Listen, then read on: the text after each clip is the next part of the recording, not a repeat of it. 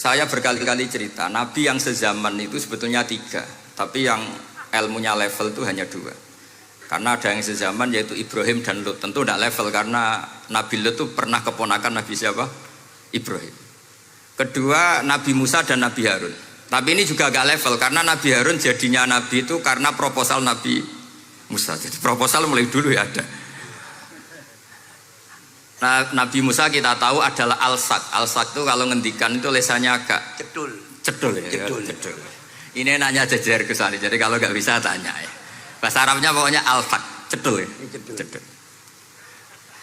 Karena masyhur ya kita tahu cerita itu Musa yang kecil itu sebeling. Jadi nak digendong Fir'aun itu dijabuti jenggote. Padahal masih kecil.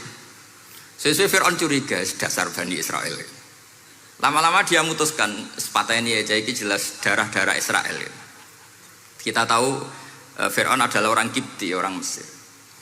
Setelah berkali-kali gitu terus tanya gini sama Asia, ini anak ini sudah bisa mikir, memang dasar Bani Israel jadi gak suka orang Kipti.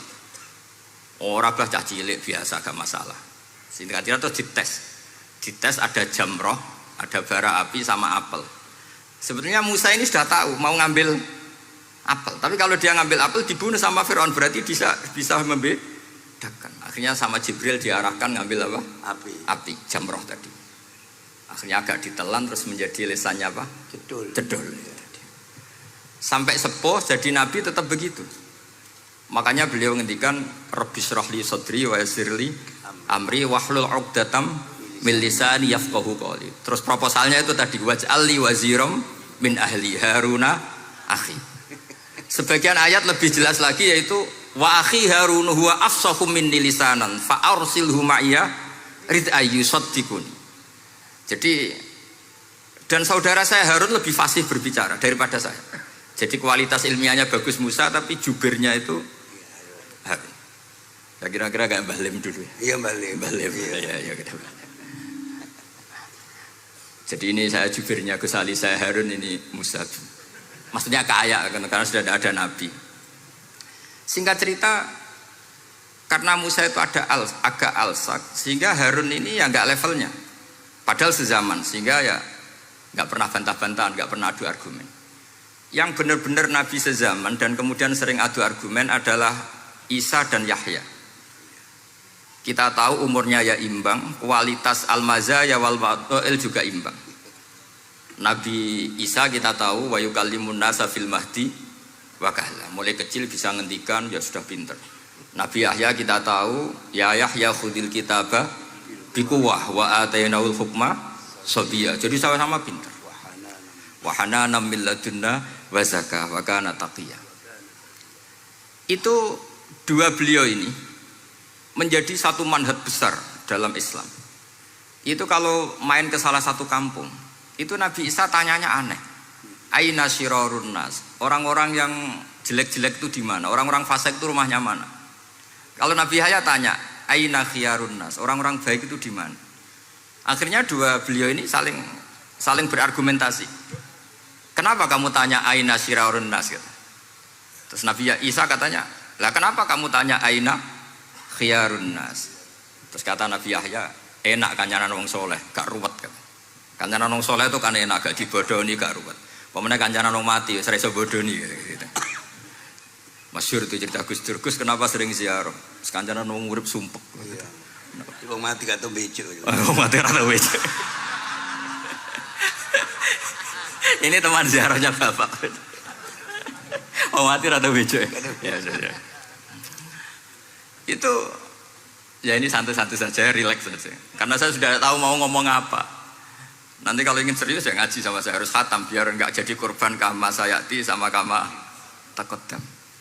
Akhirnya Nabi Yahya gantian tanya, kenapa kamu tanya aina syirarun nas? Itu masyhur beliau. Ini dalam kitab Tabaqatul Asfiya karangan Abu Nu'aim al-Asfihani. Riwayat Sufyan bin Uyainah, gurunya Imam Syafi'i. Jawabnya Nabi Isa unik. Ana an-nabiyyu, saya ini nabi. Biman zilatit tabib. Nabi itu ibarat dokter. Udawil mardo. Di mana-mana dokter itu cari orang sakit. Makanya di NU itu banyak kiai-kiai yang nangani orang-orang fasik. dakwah ning gone wong nakal-nakal itu ya ada khazanahnya, asal gak keterusan katut gitu saja. Jadi kalau kamu niru Gus Mek itu sebenarnya konsepnya satu, asal ada bukti jadi wali dan tidak katut. Kalau ndak ya sudah usah. Gak usah wae kata Gus Ali sudah. Kalau gak kelasnya jangan. Sehingga dua beliau itu jadi khazanah besar. Misalnya Anda jadi kiai di daerah-daerah yang Islamnya sudah maju. Mungkin Anda ini hanya mendapat fasilitas dari Islam. Makanya saya sendiri secara pribadi, misalnya kecelok pinter, tah ranking, tah juara musabaqah tilawatil Quran, kadang dari sekian prestasiku untuk umroh mendapat. Karena kita punya prestasi di daerah yang prestis. Sementara teman-teman kita, makanya ini kalau ada santri progresif yang nggak pinter, tak kasih ijazah, tak kasih support. Barokahnya tidak pinter, akhirnya hidup di daerah tertinggal. Barokahnya hidup di daerah tertinggal, Anda muassisul ma'had, Anda muassisul masjid. Sing prestasi hanya mendapat dari negara, yang tertinggal malah memberi kontribusi. Akhirnya apa? Lama-lama ini yang prestasi coro Jawa ngatok tomak. Saya dapat apa? Sementara yang di desa tertinggal, saya bisa memberi apa? Sehingga Allah bikin wong bodoh itu ada rencana besar itu kira.